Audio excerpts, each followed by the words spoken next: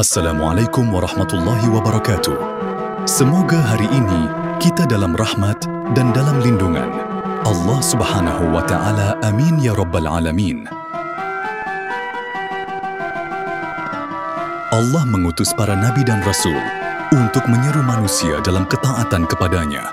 Selain itu, para nabi dan rasul juga diutus untuk menjadi teladan bagi umat manusia.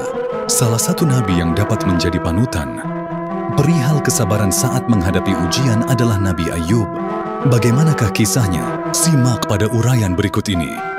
Nabi Ayub alaihi salam hidup pada tahun 1420-1540 sebelum Masehi. Beliau berasal dari Romawi. Beliau diutus Allah untuk menyeru kaumnya, yaitu masyarakat di daerah Huran, sekitar Yordania dan Syria, agar menyembah Allah. Sebelum ujian kesabaran menimpanya, Nabi Ayub diberikan limpahan karunia nikmat oleh Allah. Beliau dikaruniai badan, sehat dengan wajah yang rupawan. Beliau juga diberi anugerah berupa anak-anak keturunan yang baik dan seorang istri yang setia. Menurut pendapat ulama yang paling populer, nama istri Nabi Ayub adalah Rahmah binti Afraim bin Yusuf bin Yakub. Di sisi materi, Allah pun memberikan harta yang melimpah, sehingga Nabi Ayub menjadi seorang yang kaya raya. Tak hanya berupa uang, harta tersebut juga mewujud dalam bentuk tanah dan bangunan yang luas di daerah Batsniah, salah satu wilayah dari negeri Huran. Beliau juga memiliki bermacam binatang ternak dalam jumlah yang sangat banyak, hingga tak ada orang yang bisa menandinginya. Binatang ternak tersebut berupa unta, sapi, kuda, keledai dan kambing. Dengan banyaknya nikmat yang telah Allah berikan, Nabi Ayub pun rajin bersyukur. Beliau menjadi seorang hamba yang bertakwa dan menyayangi sesama. Nabi Ayub rajin menyantuni anak yatim, janda, duafa, dan orang yang sedang dalam perjalanan tapi tak punya uang, untuk melanjutkan Ibnu Sabil, serta memberi makan orang miskin. Sosok penyabar dan penuh rasa syukur Nabi Ayub alaihi salam mempunyai keturunan dan rezeki yang melimpah. Ia selalu bersyukur dan tekun beribadah. Hal itu membuat iblis iri. Ia meminta izin kepada Allah Subhanahu wa Ta'ala untuk menggoda keimanan Nabi Ayub. Apa yang akan dilakukan iblis kepada Nabi Ayub? Apakah iblis berhasil menggoda keimanannya?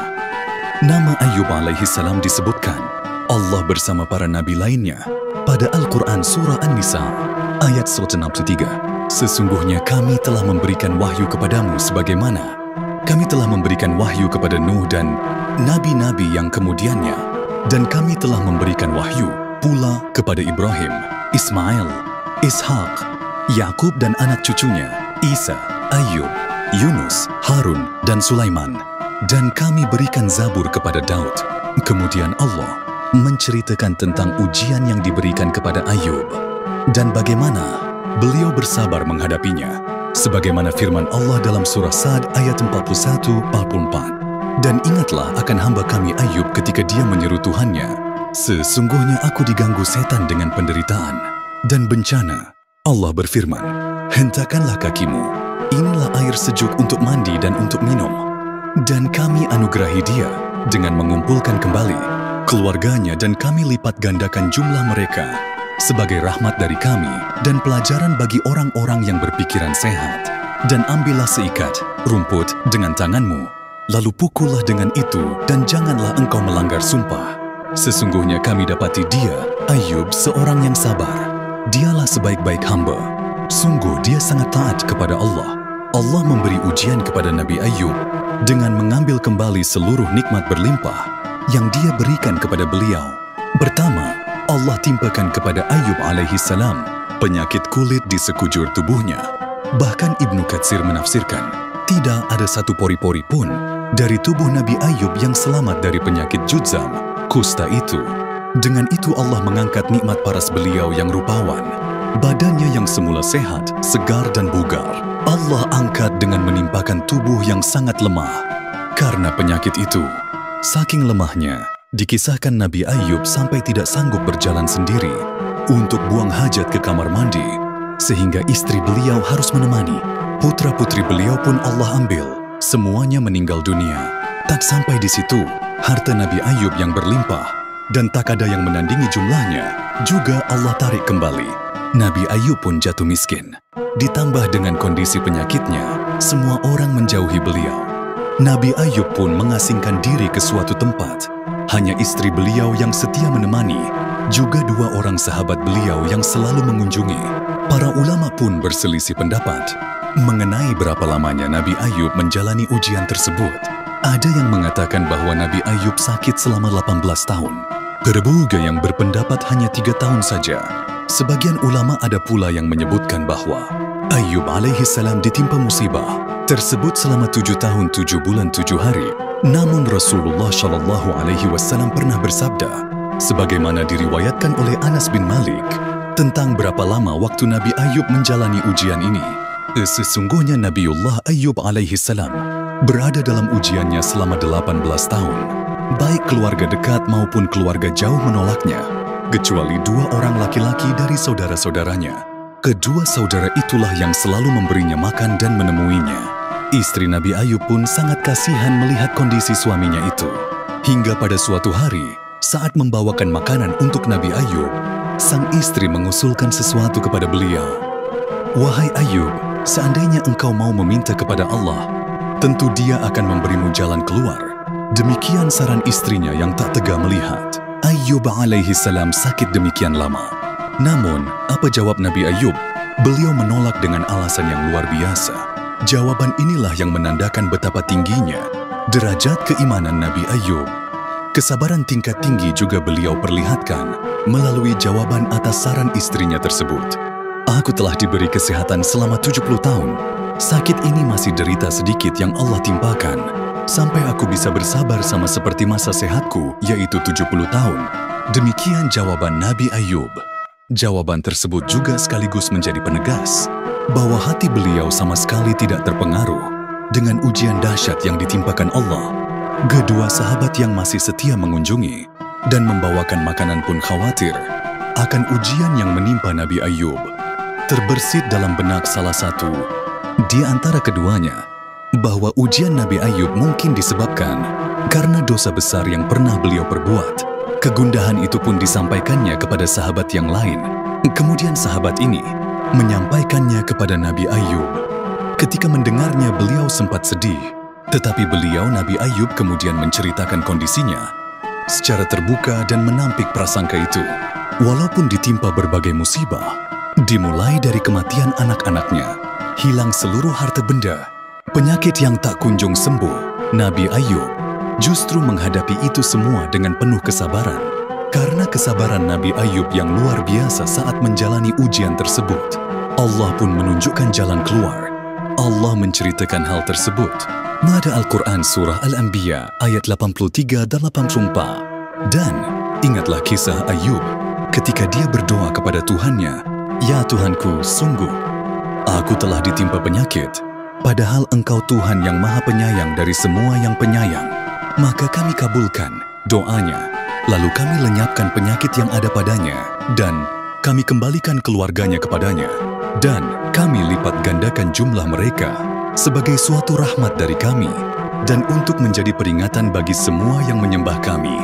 Kisah tersebut sama dengan firman Allah pada surah Sad, ayat 41-44 di atas. Allah mewahyukan kepada Nabi Ayub untuk menghentakkan kaki beliau ke tanah. Kemudian dari sana Allah pancarkan mata air yang sejuk. Nabi Ayub pun bergegas mandi di mata air tersebut, hingga sembuhlah penyakit kulit dari badan beliau. Allah juga memerintahkan kepada Nabi Ayub untuk minum dari mata air tersebut. Kesejukan airnya kemudian mampu membasuh batin Nabi Ayub, sehingga beliau kembali sehat bugar lahir dan batin. Kekuatannya pun kembali pulih, bahkan seperti tidak pernah sakit. Saat beliau hendak menemui istrinya, sang istri sempat tidak mengenali Nabi Ayub. Walaupun Nabi Ayub tampak sama seperti saat beliau sehat dulu, sebetulnya sang istri mengingat postur dan wajah Nabi Ayub sebelum sakit itu. Akan tetapi, dalam bayangan istri Nabi Ayub, beliau masih lemah dan berpenyakit kulit, sehingga ia tidak menyangka bahwa sang suami akan sembuh lebih cepat. Keduanya pun bersukacita mengucap syukur kepada Allah, sesuai firman Allah pada surah Al-Anbiya dan surah Sad tersebut di atas, bahwa dia juga mengembalikan anggota keluarga Nabi Ayub dengan jumlah yang berlipat ganda. Harta Nabi Ayub juga Allah kembalikan lagi sebagai hadiah atas keridhaan beliau menjalani ujian. Dalam beberapa riwayat dikisahkan, untuk mengembalikan harta kekayaan Nabi Ayub, Allah mengirimkan 2 awan. Satu awan menaungi gundukan gandum, sedangkan awan lainnya menaungi gundukan jewawut. Awan yang menaungi gundukan gandum tersebut mengeluarkan hujan emas, sementara awan yang menaungi jewawut mengeluarkan perak.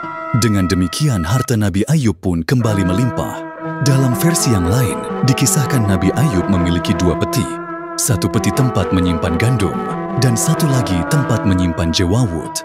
Allah mengirimkan kedua awan untuk menghujani peti gandum dengan emas hingga luber.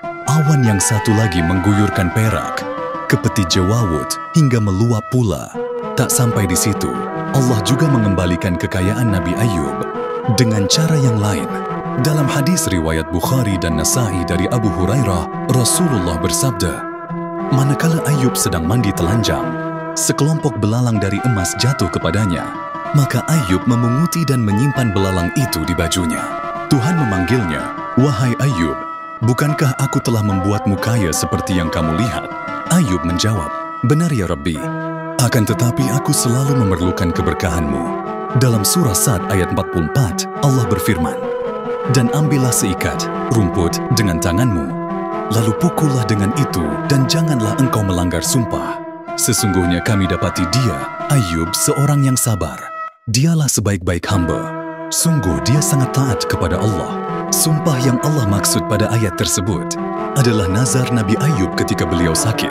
Nabi Ayub sempat mengucapkan nazar untuk memukul istrinya saat itu, lantaran sang istri melakukan perbuatan yang tidak berkenan di hati beliau.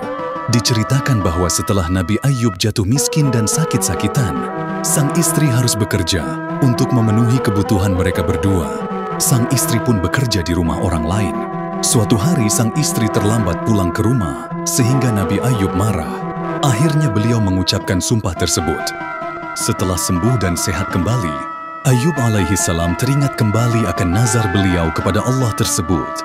Namun beliau tak tega memukul istrinya, yang telah sepenuh hati merawat Nabi Ayub saat sakit. Akan tetapi, beliau juga harus menunaikan nazarnya. Akhirnya Allah memberikan solusi yang mudah. Allah mewahyukan kepada Nabi Ayub untuk mengambil seikat batang gandum dan memukulkan ke istrinya 1 kali. Dengan demikian telah tertunaikan nazar Nabi Ayub. Pelajaran dari kisah Nabi Ayub, salah satu tujuan Allah mengutus para nabi dan rasul adalah untuk menjadi teladan bagi umat manusia. Demikian pula Nabi Ayub, kisah beliau syarat hikmah yang dapat menjadi pelajaran berharga bagi kita sebagai berikut. Bersyukur dan bersabar. Seperti telah diceritakan di atas, bahwa ketika Allah memberikan limpahan nikmat dan harta kepada beliau, Nabi Ayub rajin mensyukurinya. Beliau rajin beribadah sehingga menjadi insan yang takwa. Beliau juga rajin menyedekahkan harta kepada mereka yang membutuhkannya. Sebaliknya, ketika Allah memberikan ujian kepada beliau, Nabi Ayub pun memiliki kesabaran tingkat tinggi. Meski menderita karena penyakit dan kemiskinannya, Nabi Ayub tak pernah mencela Allah. Harta dan anak hanyalah titipan. Dari kisah Nabi Ayub kita belajar bahwa semua harta dan anak-anak yang dikaruniakan Allah hanyalah titipan di dunia.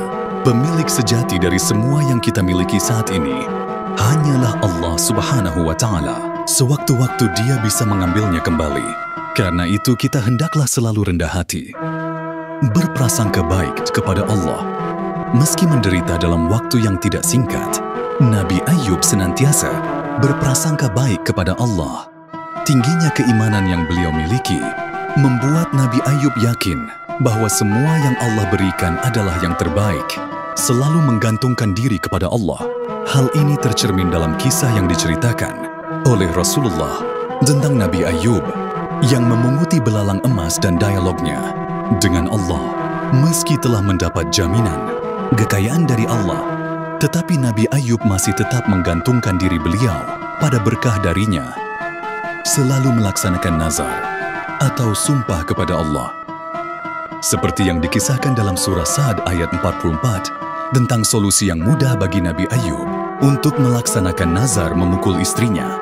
Melalui ayat tersebut, Allah memberitahukan kepada kita bahwa seperti apapun kondisinya, nazar tetaplah harus dilaksanakan. Allah akan memberikan balasan hadiah atas kesabaran, seperti kisah Nabi Ayub di atas. Setelah mendapatkan bukti kesabaran beliau, Allah pun menggantikan penderitaannya dengan nikmat yang berlimpah, kesehatan, harta, dan anak-anak Nabi Ayub dikembalikan lagi dengan berlipat ganda. Demikianlah kisah Nabi Ayub alaihissalam. Semoga kita semua mampu mengambil hikmah dari kisah beliau, para nabi dan rasul, serta orang-orang saleh di masa lampau. Dengan demikian, kita bisa menjadi sebaik-baik manusia seperti mereka. Amin. Subscribe yang suka kisah ini. Semoga Allah jauhkan azab siksanya. Amin.